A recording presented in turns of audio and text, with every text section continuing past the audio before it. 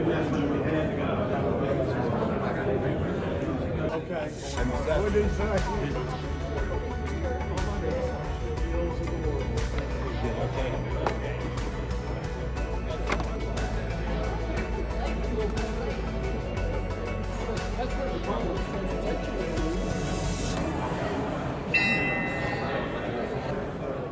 I hope I didn't frighten anybody. Happy Friday.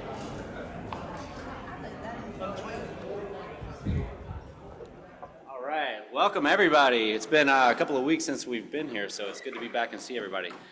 Let's remember why we're here. For the kids. Let's say our defining statement together. Kiwanis is a global organization of volunteers dedicated to improving the world one child and one community at a time. I'm a pledge allegiance. Pledge allegiance to the flag of the United States of America, and to the republic for which it stands, one nation, under God, indivisible, with liberty and justice for all. Let us pray. Accept our thanks for this day and all its blessings. Guide and direct our club, its leaders, and our actions.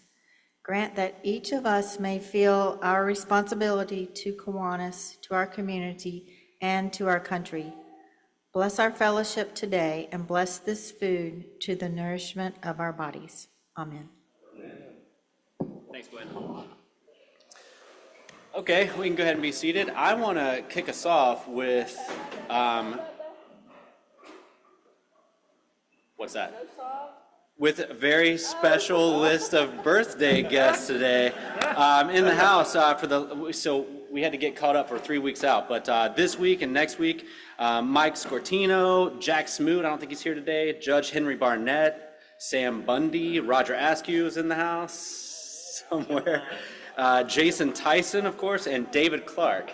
So let's have Clay lead us in a very fun, happy song to celebrate that. All right. This one isn't in the book, I don't think, but it's a happy birthday song. Happy birthday to you. Happy birthday to you. Happy birthday, dear Kiwanis. Happy birthday to you. Thanks, Clay. I want to recognize some guests with us as well. We have, of course, the Rossler family is here, and we'll be doing a resolution for Dave at the end of the meeting today, so please be around for that. I've got some guests with Frances. If I could give the mic to Frances to introduce her guest with us today. So today I have two guests, well, three actually, but Jane Webb is my cousin, and she's returned to live in Raleigh again after being in Washington, D.C. for 4 years, 10 years. Oh my gosh, time flies. And then also Jim Jenkins, the legend, who formerly worked, who worked for a paper formerly known as the NNO. And then Oliver Bobby, who is back, and as soon as he gets some more teeth, he's attended enough meetings, he can put it in his application. All right. And then Robert Cooper has a guest. He's over here. It's my pleasure to introduce Tal Bone, and he graduated from NC State in '66. Yeah, the year I entered. And he was 27 years in the Navy, and then was an engineer for the town of Easton, Maryland. And he moved back to Raleigh when he retired. And he has a wife and 2 sons. Well, thank you for your service. I think you just found a new hangout. Oh, and right here beside you too. You want to introduce your guests? Yeah, sure. Stand up, Kristen. This is Christine Holmes. She serves on the NC State Foundation Board with me, and we just had a meeting this morning, and I'm like, you should come over here to hear the mayor and all and get involved. She lives around the corner. She's a 1988 NC State grad. Go back. And so anyway, delighted to have her. Make her feel well. Welcome, thank you. Any other guests? I think that's it. Jonathan, you want to come up? We have another very special guest with us today. This is the time of year where we recognize our exemplary leadership students from our Key Clubs. And the Athens Drive Key Club had 3 applicants for scholarship monies, and we awarded all 3 of them because of the fantastic service work they did. So I wanted to make sure he was here today to receive his check. And you were the vice president of the Athens Key Club. Yeah, and spent his time working with an autism program and also the Miracle League, which we're heavily involved with. And looks like you're going to NC State for college. Yeah, so thank you for being here today and meeting the club. Yep, thank you.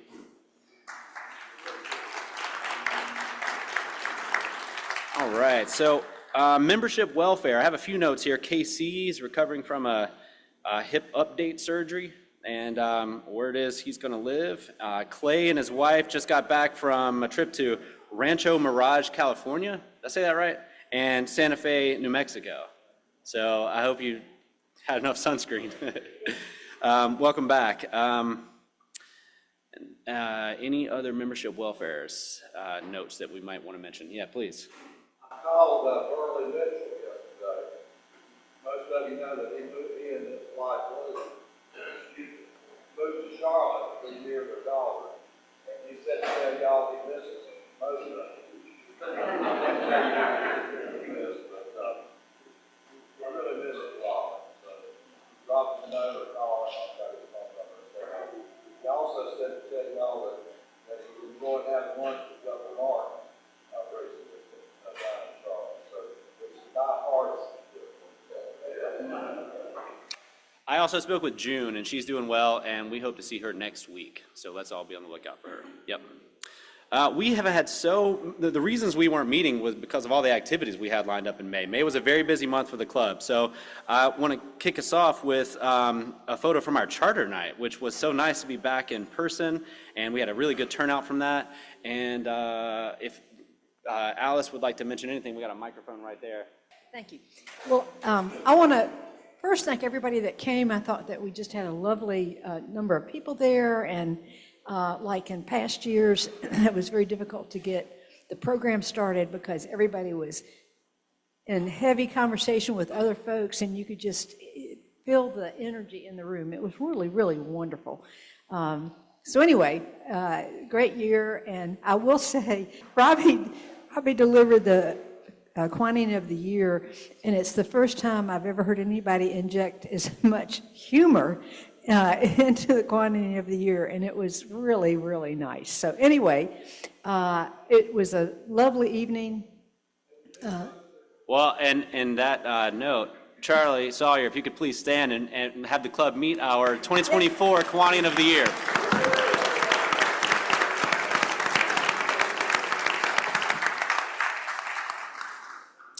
Thank you.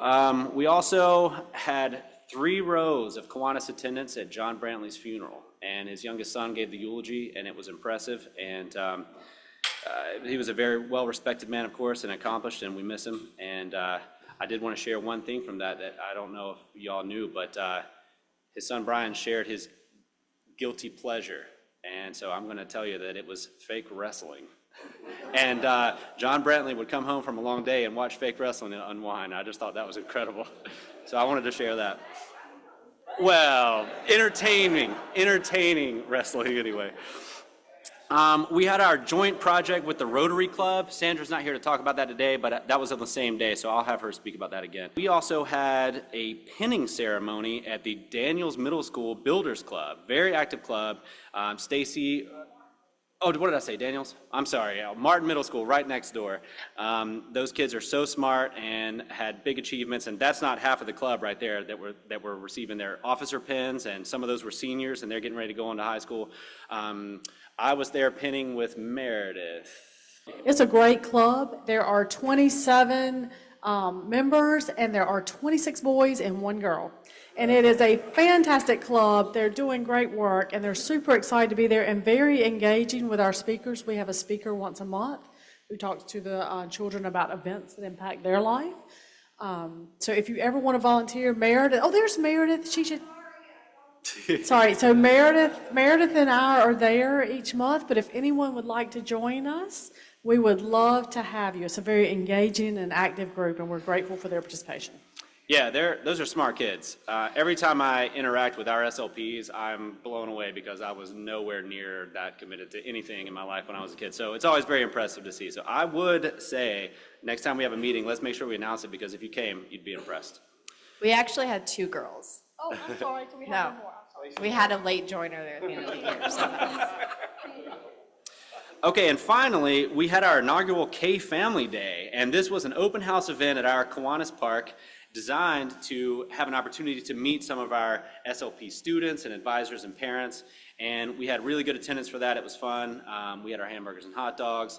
If you can see, right in the back, we had one of our other key clubbers come. On the front left was a key clubber, and behind her is Tyler Rosado. Y'all remember him. He was the president of the NC State Circle K, very active. He has been elected the governor of the district level Circle K, and he's still at school at NC State. We met his whole family. They came to the event, and his parents want to join the club. So that alone was why we did that event, and so it was a big success. And if there are no other announcements, I'm going to go ahead and call on Phil to introduce our speaker. We're pleased to have our speaker today, the 63rd mayor of Raleigh. Often we find ourselves voting for the lesser of 2 or more evils. That was not the case in the most recent race for mayor. Janet Cowell brings a unique set of work experiences to this office. Her former positions of importance and influence include the following: mayor of the Raleigh City Council, member of the North Carolina State Senate, the first and only woman elected statewide as the treasurer of North Carolina. When she announced her candidacy for mayor, Janet was serving as president and CEO of the Dix Park Conservancy. During her tenure in the leadership position, she raised over $40 million in private funds to help create this 308-acre site. A native of Memphis, Tennessee, the mayor is a graduate of the University of Pennsylvania and from the Wharton School of Business and the Lauder Institute. She served for 8 years as a member of the State Board of Education and 8 years on the North Carolina Community College Board. When I asked for a fact unknown to most people, she responded that she housed 2 ex-incarcerated women and then a refugee in a separate apartment in her house. Let's give a Kiwanian welcome to Mayor Janet Cowell.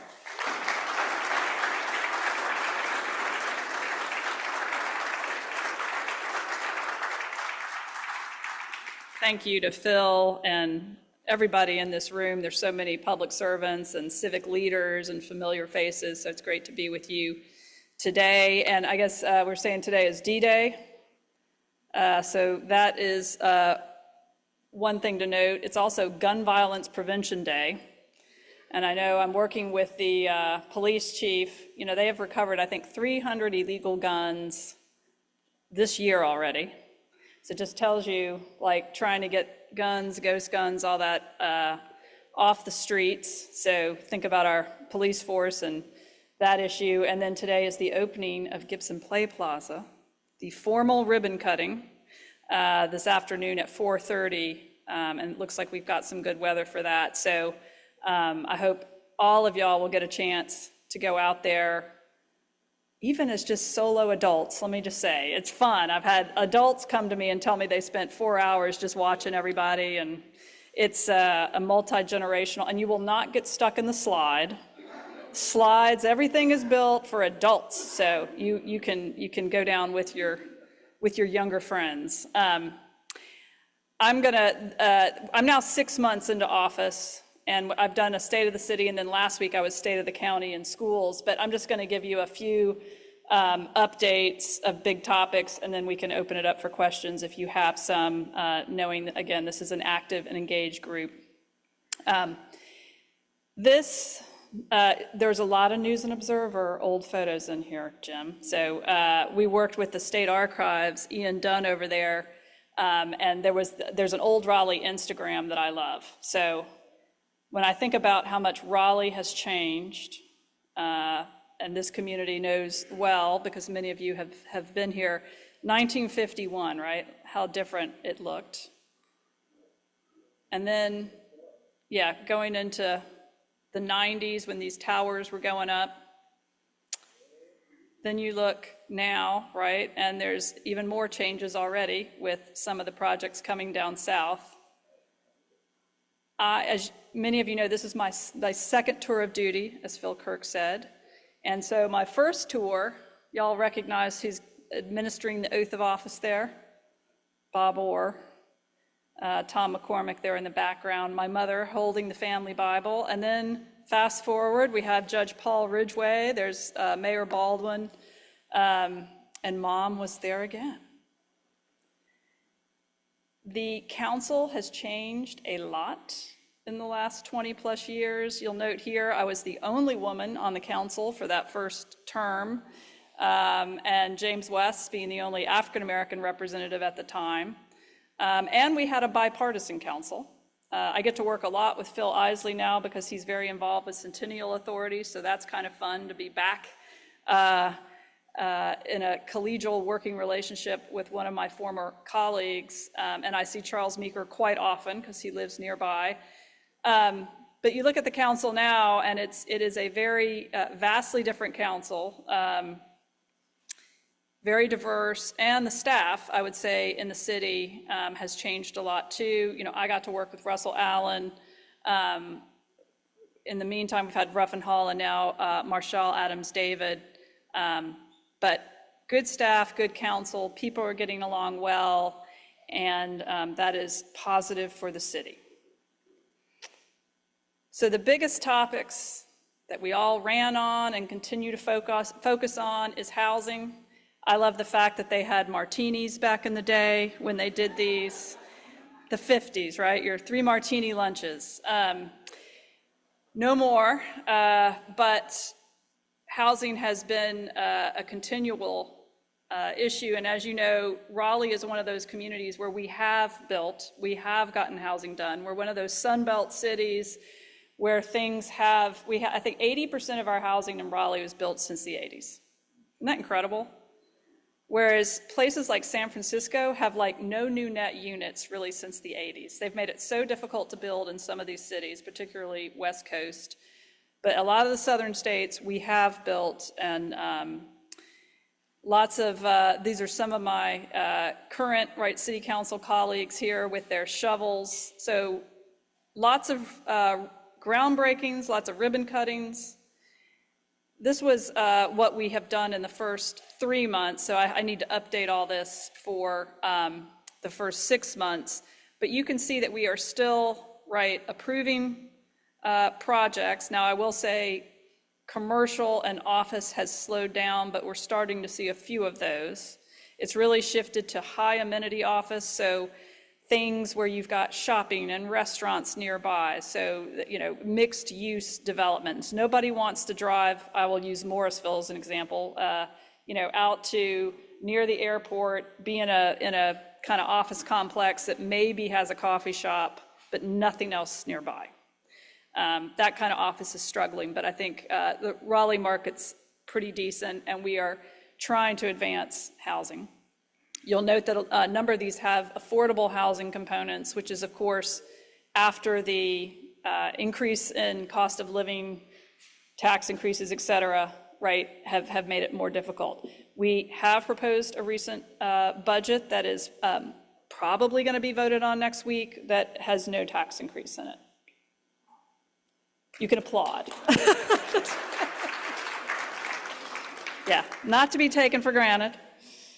We know that last year's elections, like the pocketbook issues and the cost of living, and especially in places like Raleigh, have just gone up tremendously. And so we really felt like we need to hold the line this year on that. So I feel like that will pass in that form. I really doubt anybody's going to vote for, to change it.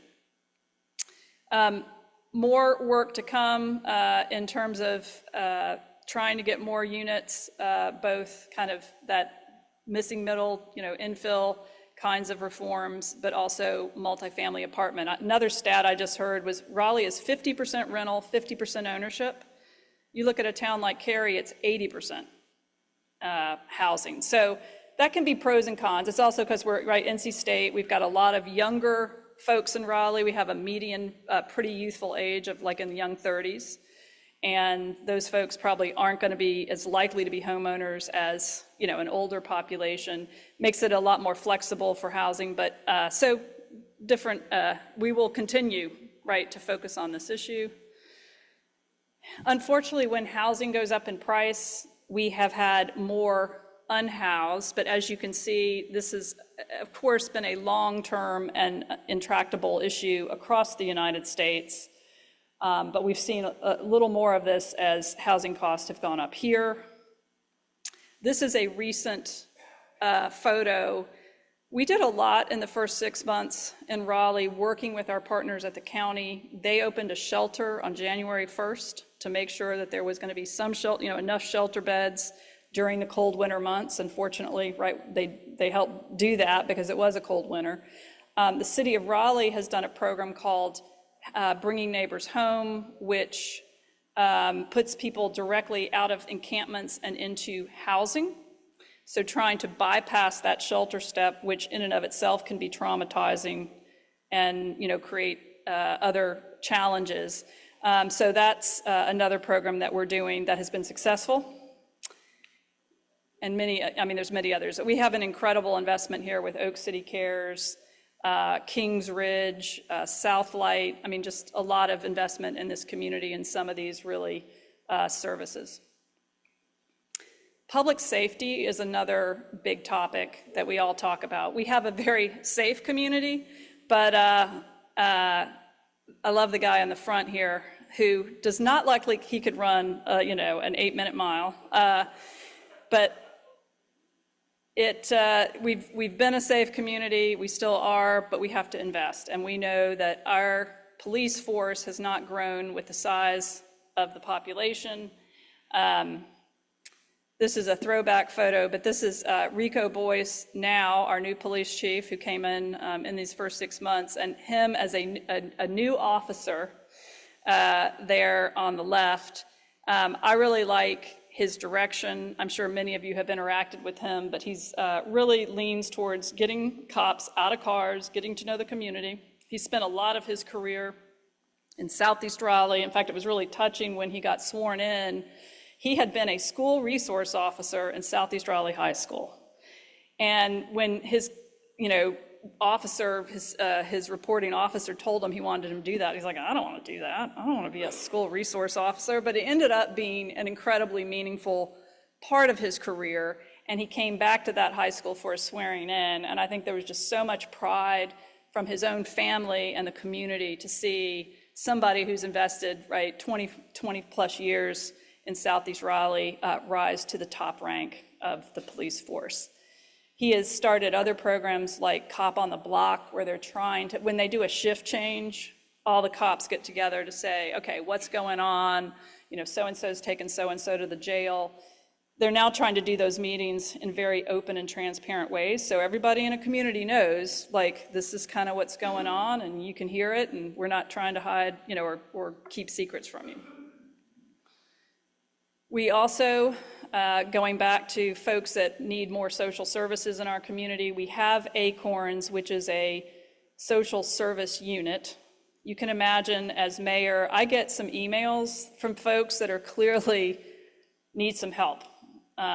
Sometimes we will say, okay, look, this person seems really troubled. Some of these people, it's almost like suicidal kind of notes about how the world has let them down and why they are sharing this with the city council. But, you know, you get these emails, and so we have worked even with Acorns as council, sometimes doing wellness checks on people. Raleigh Cares is a new program where it's an alternative 911 so that we can immediately put people on the line with a psychologist, you know, healthcare professional to talk with people who may be having depression, drugs, other situations that are not criminal. Next 2 years, a lot of the money we've got is looking at some of our fire station build out. We have more stations we need to do. On the police side, we're doing a study to see how do we, right, what kind of staff levels do we need. We do have in this year's budget an 11% increase for all public safety and a 9% increase for a lot of staff that really hadn't caught up. So we have invested a lot in our both public safety and employees in this year's budget. Transportation. All right, so this was a picture kind of near where the current City Hall is, back from the 50s. Okay, here we are recreating that photo by City Hall. We have put I'll tell you, the pedestrian and bike programs, the mobility programs in Raleigh have been very popular in terms of fixing sidewalks, ADA compliance, Vision Zero, trying not to have people, get hurt in these intersections. We definitely have some roads like Capitol Boulevard, MLK Boulevard, New Bern. I mean, there are just some areas where we're having more, fatalities and pedestrian issues. So working on all of that across the city. We're going to have yet another unwrapping of the BRT bids, so everybody say a prayer that we will get some bids. As you know, because of the issues in Western North Carolina and just pretty busy contractors, we are trying to build a bus rapid transit system. We just haven't had people bid on it, on the work. So this is some throwback buses. I love the 70s stripes. And then this is the new accordion bus that will be able to change traffic lights and have its own little, kind of glide path, so simulating more of a rail system. First leg, of course, is New Bern. Then you've got Western, and then it'll come south down, and then a northern line. Okay, so this was a woman on a 1965 Honda Club Cadet. Can y'all tell where this is in Raleigh? That's right. Okay, here I am. Now, I do not look quite as, carefree here because this was the middle of a rainstorm.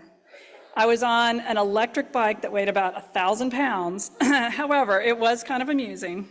And on that same block, which actually the City of Raleigh, just speaking of affordable housing, purchased those studio units there, and they are being converted into affordable housing units through the city portfolio. Okay, anybody know where this is? It's Chavis. Yeah, Chavis Park. And interestingly, Millie Dunn Vesey Papers, you may know Millie Dunn Vesey was the World War II veteran who served in the Mail Brigade and is now on, I think, Netflix, the 668 Brigade. It was one of the first and only African-American female units that got sent to Europe, and then their task was to sort the mail. And the mail had piled up, and so nobody was getting it back, the families back home, nor the soldiers on the European front. And these women sorted it all and figured out a system. And then Millie Dunn Vesey came back to North Carolina, was a local activist, and then so they recently, with Congresswoman Deborah Ross's support and many others, named a federal post office after her just in about a month ago. So this is Chavis Park today. Just another example of these incredible parks that we're investing in. The other amenities, this is a old-time drive-through, I think it was a drive-in movie theater. This is current day Red Hat, and of course that construction is now starting to move Red Hat a block south, build the new Omni Hotel, and expand the convention center. I was talking to the League of Municipalities recently, and they told me there's only 6 places in North Carolina where they can really hold a conference. Greensboro, the Corey Center, not my favorite place, I will say. Talk about like amenity-rich places you want to go. Like it's just like a big parking lot, right? Hickory, I think north of Charlotte and Conover, Greenville. There's not that many places. So it just makes you realize there's nowhere else in the triangle that has the convention centers. We're also investing in creeks. One of the things that I campaigned on and It's trying to reorient Raleigh and celebrate our creeks and our greenways more. Y'all have been to Atlanta. There's a Beltline project there where they've reoriented towards the creeks. Some of the newer developments, like what you see coming in near Dix Park, they have oriented some of those new residential buildings so that there's a cafe next to the greenway and make them amenities. You know, you look at Crabtree Valley Mall and you would think that Crabtree Creek was like a drainage ditch, right? I mean, it's just completely an afterthought that you ignore. And somebody was telling me that Crabtree Creek is really as big as the water that goes through Greenville, South Carolina, right? So I think we need to call it Crabtree River, just by fiat, the Gulf of Raleigh. We can do this. Okay, so we are also building a new city hall. If you reckon, this is the 1959 City Council, admiringly looking at this model. You can see Jesse Helms back there with the jet black hair. And here we are, new, and we even got the, I call them the Malcolm X glasses. We all put on a few to mimic those 1950s. But again, now we are in front of the City Hall being built. And if Mitchell Silver looks stiff, it's because we photoshopped him in. He is not that stiff of a guy. This will be ready in another 2 years, and that'll be exciting to consolidate all the services and be able to really meet the needs of citizens. It's amazing how these old office buildings aren't always suited for purpose as they age. All right, and this is my final. I recreated this photo of a clerk from 1965, right, with the Raleigh license plates. And this is, okay, is Wayne Goodwin in here? We are not taking over the DMV. I know that is a hot topic these days, but the Raleigh license plates, and this woman is still in the community, but she was not that interested in chatting. She just kind of didn't want to. Yeah, but anyway, so those are some of the biggest topics in Raleigh, some of the things that have been happening in the last 6 months. I know there's a lot of other topics that have been happening, so happy to take questions. I've got the microphone here, and I'll start us off just by saying thank you for the work you do. Yeah. Questions?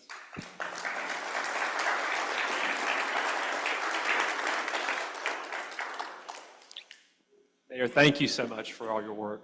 I'm going to ask the big question in the room. How do you manage responsible growth in the city and retain its character? Yeah.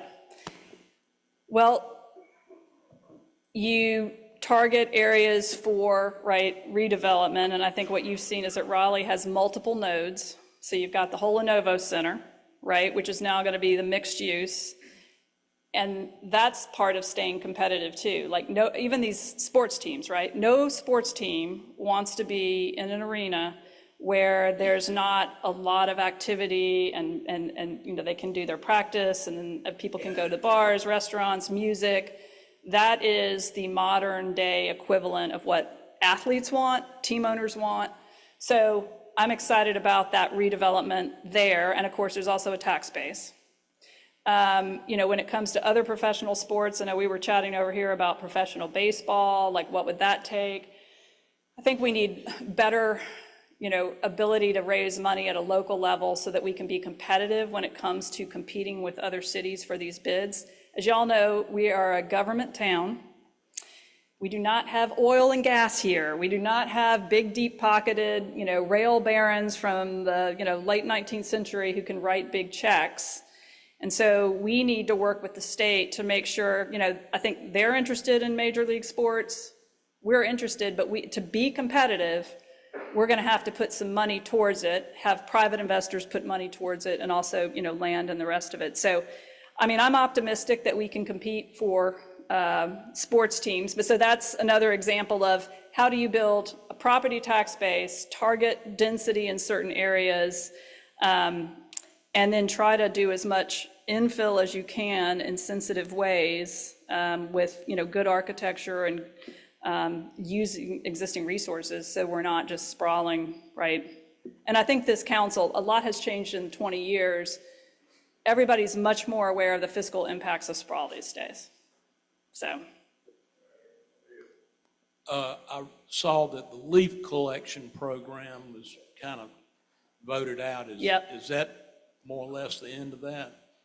Yeah, I mean, I think that is the vote, and I was the sole vote against that. I understand the need for reform. I felt like I had proposed moving to just one pickup, a pay-for surface as a second pickup, moving to yard waste during leaf, and then also a better route optimization. But that's a lot of moving parts. I mean, I know, like, you know, it's difficult to do any of these services. So the rest of the council didn't really see it that way. I will say, like, Charles Meeker texted me afterwards and he's like, you were right on that one. I'm like, yeah, it's because you and I have gone through solid waste reform before and we know how challenging this is. And I actually do think it's a service that we could do that does impact traffic, that does impact livability, and we are the city of Oaks. But yeah, I think, and there is a year transition, so we'll have leaf pickup again this fall, but the idea is to shift to putting more in your can, the green bins, more in leaf bags, and mulching and other approaches. Yes. Yes, what are y'all doing to combat homelessness and open drinking, specifically across the street from Broughton, where the trash cans are overflowing with beer cans, and there's a big group that's there night and day drinking across from a public high school on Peace Street? Yeah, the Broughton, that corner on St. Mary's, yeah. Believe me, I think we are aware of that. And then the police.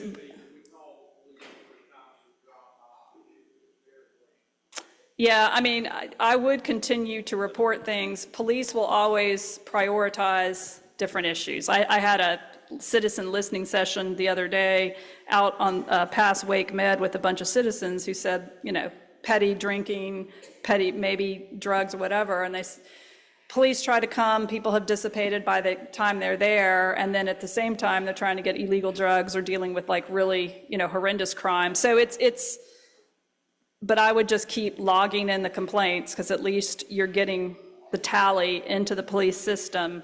And then we are working again with Acorns and other units. I know I drive by that cluster of gentlemen there on the corners too. And then also trying to work with, I was talking to the garbage and solid waste team on some of these bus stops where you know it's really more of a social service issue.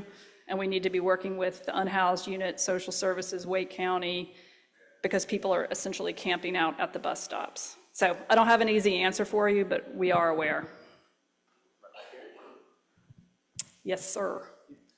Welcome, Mayor, to Raleigh Kiwanis. Two quick comments and one question. First comment, it's a pleasure to see your visionary leadership here in the city of Raleigh, and it's been a delight to work with you in various capacities. Second, shout out to my hometown Richmond Raider alum, Marshall Adams David. She's from Hamlet, and she's doing tremendous work here in the city, and I'm glad that y'all are working together. Question, since you mentioned the DMV, what are the what update is there on the city's plans regarding the old DMV property? Because I don't know about y'all, but I'm one of those people looking forward to that building being torn down. Yeah.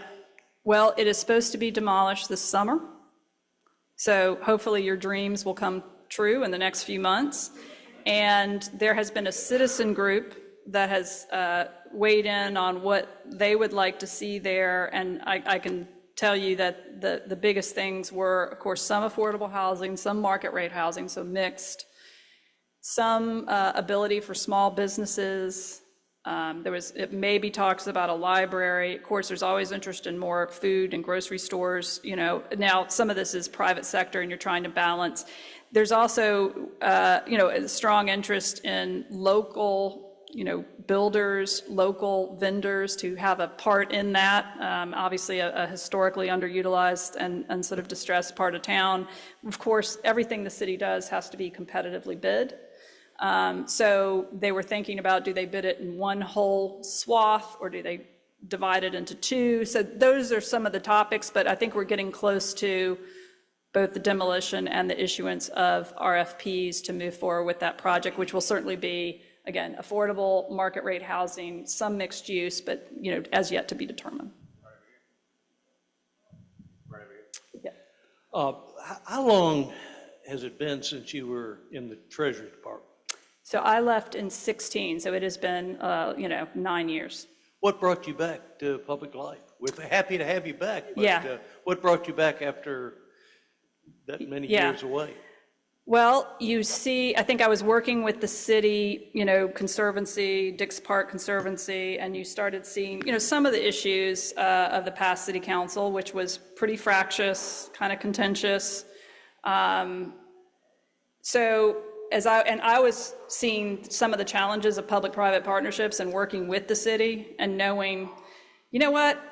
I know all these people. I know the players, I know the state, I could do this. I could sit on the couch and be comfortable, or I could get in and, you kind of reflect and pray on all that for a while and decided, this is what I'm gonna do. And it's felt right the whole time, like it was a very embracing campaign. The first 6 months in office have actually been, there's been a lot of joy and fun with it. We all did a line dance last week for the state of the county. It was just fun stuff. So, yeah, there's a lot of big issues and just wanting to be there with this community as, whatever comes, working together and making sure we just stay strong here. Thank you, that's kind. Oh, yeah. From ridiculous to sublime. The question that I have is, I don't know whether this is a symptom, a disease, or condition. Mm-hmm. But on almost every street corner with a traffic light, we have a panhandle. Yeah. And they change shifts, they act like they're going to work. Yeah. I'll just let you comment. Yes, well, we actually had a closed session on this recently to talk about the legal, and the ordinances and what we can do about some of that, knowing some of this is organized, as you might all suspect, right? These are folks that are sometimes coming in from other counties in vans, letting them off. They all get their signs. They go do their shift work. They get back in the van, and I do think we're getting folks from other counties because they know where the wealth, the money, the people are is Wake County.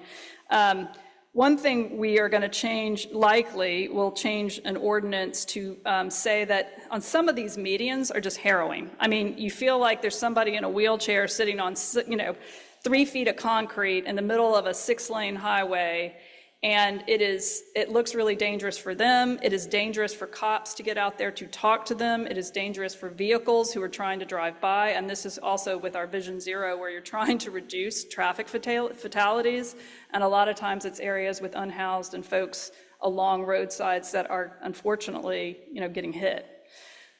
So we are trying to reduce, if putting signs up on some of the medians that are really narrow, and we all know, and Chief Boyce was in this meeting, we know where some of these intersections are. Now, mapping all of this, but just saying, no panhandling on this corner, do you also suggest if you want to help somebody, here's a QR code or something, other communities have done that, but trying to put more clarity and restrictions on certain high-risk areas is one approach, and then what we can, it is a First Amendment issue. I'm sure, many of you are lawyers and understand all that. So within the ability that we have, trying to put more controls and just more social services. Okay, we have time for just one more question. Short version, 20-year view, regional mass transit. BRT, I think we'll go through. For me, if I think the S line will get kind of frozen up for a while, but we'll see. I mean, my plan is to go up to DC and try to lobby and just protect transportation dollars for this area. We all know, this is a wealthy community, but we cannot build massive belt lines, huge, of course, Capitol Boulevard was a big, issue recently. There is no money locally to do that level of project. We're doing sidewalks, we're doing streetscapes, we're doing street repair, we're doing smaller street, but of course, a lot of roads here are state. And without federal or state dollars, right, we will not. And I will also say, Southern Wake County is booming. We were talking about, just some of the announcements, Amgen and others in Holly Springs, Clayton, they put in these, the Southern Wake Express. That has opened up so much development, wealth, access, mobility. Northern Wake County 20 years ago was where a lot of the growth was, but now you're not seeing that because they don't have the same, right? They don't have that whole 540. They don't have the capital. It's, unfortunately, we have not moved forward as fast as it would, you would like on the northern side. Right.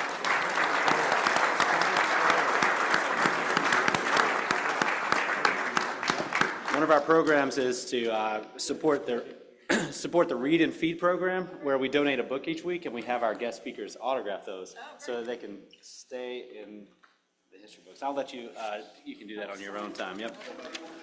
Thank you. I want to get us lined up here. I want to thank our guests, Christine and Jim and Jane Talbot, the Rossler family's here. And I want to remind you that next week we have Dr. Amy Sapp. She's president of Meredith College. That'll be next Friday. And if I could ask Charlie to come up, we are going to remember our Kiwanian, Dave Rossler.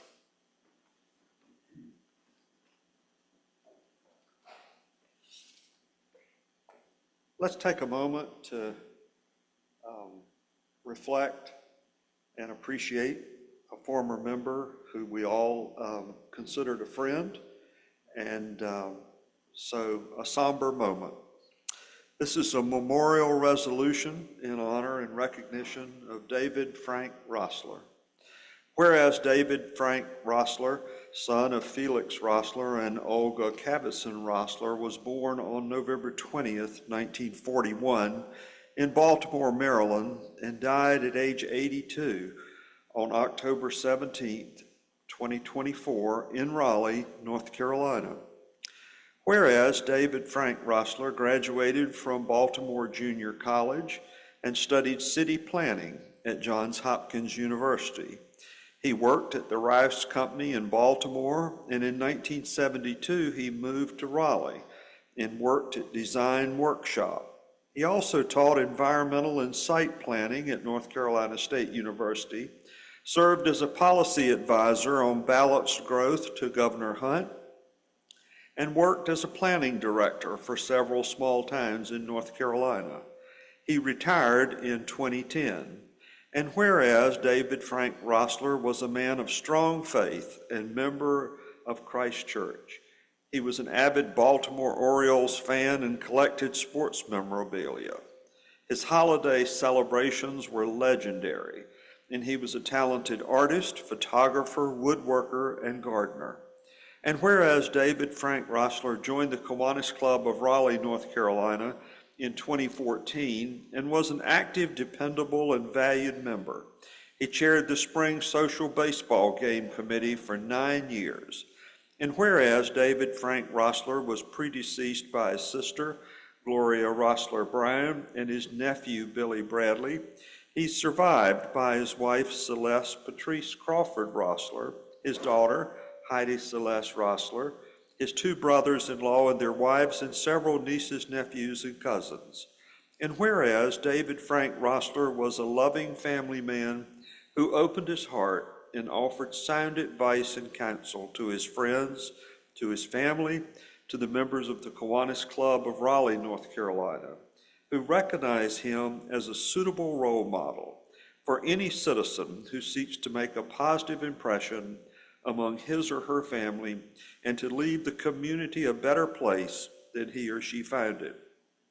And whereas the Kiwanis Club of Raleigh, North Carolina desires to recognize, honor, and emulate the life of David Frank Rossler, the quality of the relationships he built, and therefore be it resolved that the Kiwanis Club of Raleigh, North Carolina, hereby memorializes the life of a loyal member, David Frank Rossler, celebrates his career, and commends to all a life well lived and a demonstrated dedication to his family, to his friends, to his church, and to his community. And be it further resolved that a copy of this resolution be spread upon the minutes of the Kiwanis Club of Raleigh, North Carolina, and be it finally resolved that a copy of this resolution be provided to his family as an expression of the affection and respect of the Kiwanis Club of Raleigh, North Carolina, and its member, David Frank Brosler. Do I have a motion to approve this resolution? And a second? Ayes in favor? Nays? Ayes have it. This will be recorded in our minutes.